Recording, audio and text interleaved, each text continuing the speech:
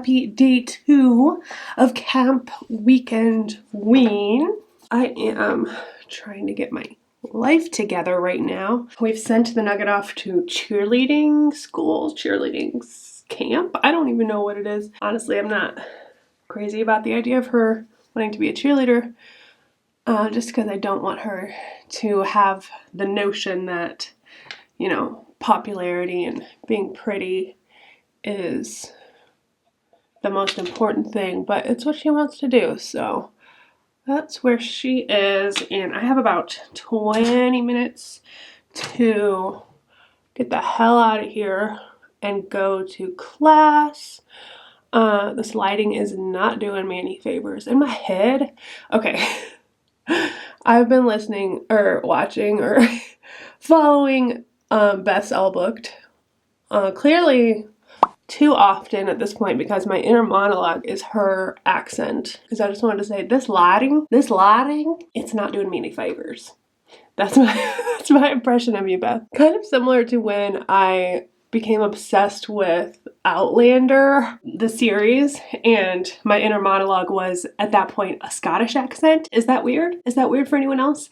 I don't know, maybe I'm strange. Anyway, I spent most of the morning editing my day 1, and I had a mini disaster last night because my computer got full, and I had to transfer all of my iMovie library to an external drive, and in the process, somehow I lost everything that I had already edited for yesterday, so I had to start over this morning, and so now I'm really behind, and I haven't done any more reading, so I will probably listen to the Samantha Downing book on my way to class, but it's like a 5-minute drive, so that's not going to take very long. But when I get back, I have to do all kinds of schoolwork, so I don't even know. We'll see.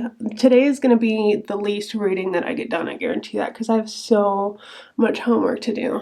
What else?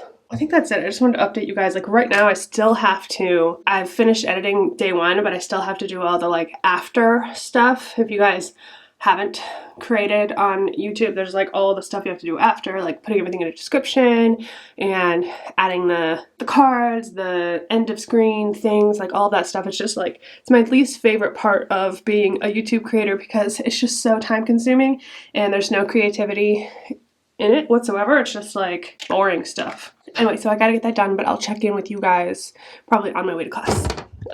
Okay, I made it. It's 12:47. I have to be in class by 1. Well, like I said, it's 5 minutes away. I'm gonna be just fine. Just fine. I've got my drink here in this Starbucks cup that changes colors when it's cold. This is Diet Coke. Why didn't I just leave it in the bottle that it came in? Because I'm a bougie bitch like that. There's Beth coming out again.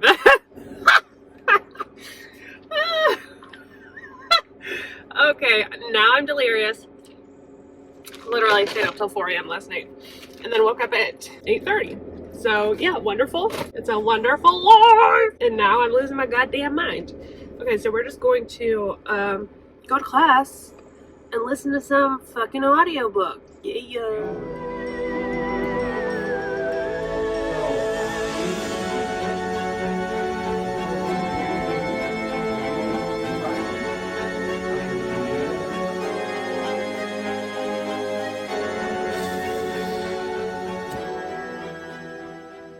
Y'all, okay. Oh, I hate this class. I hate it. Okay. That's why I hate math, is because if you miss one little thing you don't quite get, and then everything after that makes absolutely zero sense. I don't know what the fuck happened in there. I now, like I usually do after this class, have to go home and read the book and teach myself because I have no fucking idea what's happening. So now I'm like more anxious about today because I really wanted to get some reading done, and I could easily spend the next like 7 hours working on this math, which I typically do. And I feel like maybe I just need to cancel the vlog for today. I don't know, because I'm not gonna vlog when I have nothing to like talk about when I'm not reading. I don't know what to do. I think I'm gonna go buy a plant though to make me feel better. So I'm gonna go buy a plant. I'm gonna try to calm the fuck down, and hopefully it'll make me feel better. I'm also really hungry, so I gotta figure out food. Maybe I'll pick something up. What the actual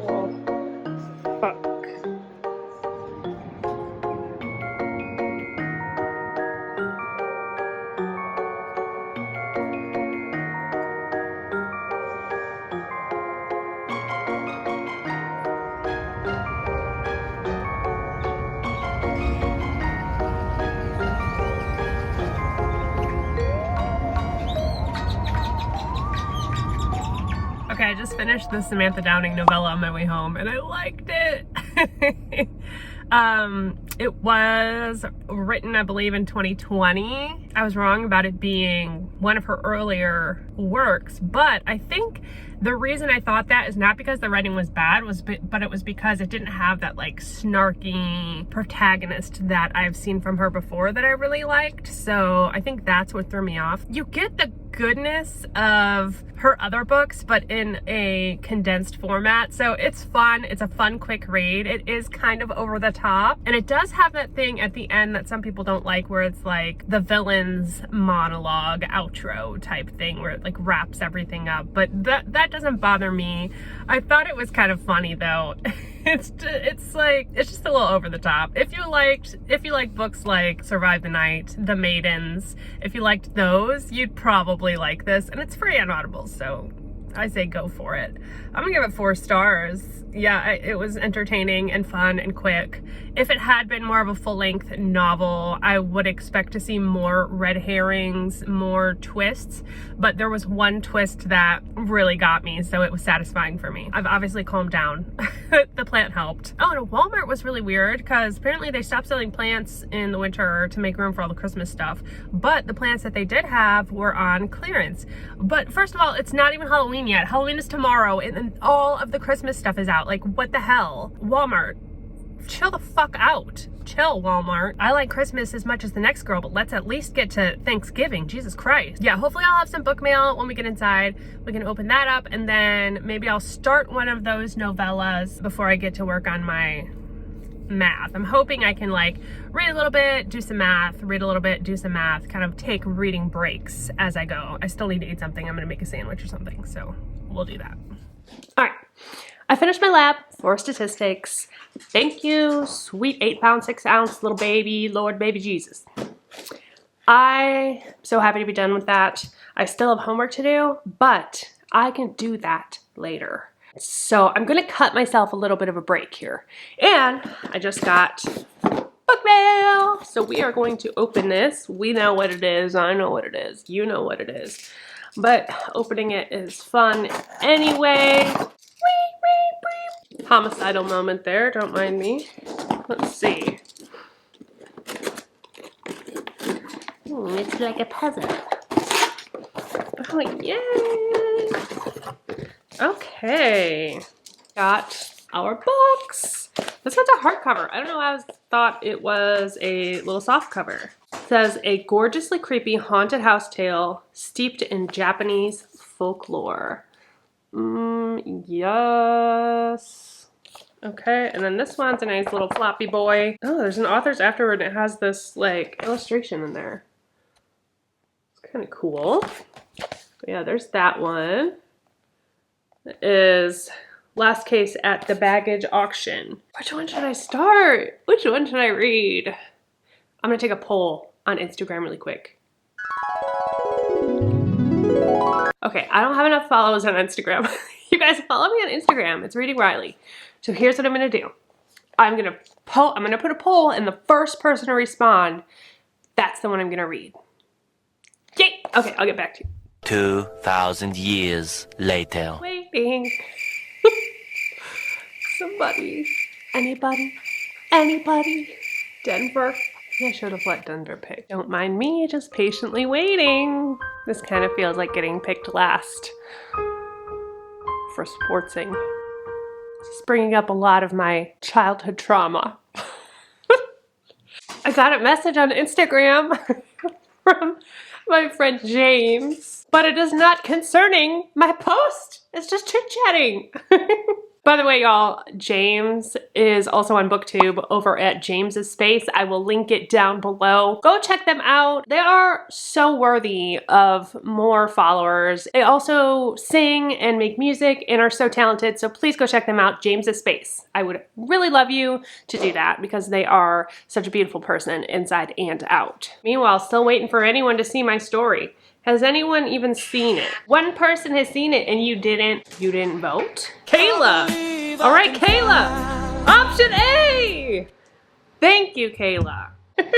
All right, option A is the winner. We're going for it. So let's do it. I will check in a little bit once I get probably like 50% in. Oh my god, there's more illustrations throughout this book. I had no idea that Bernie Sanders was in Detroit in the 60s. How freaking cool.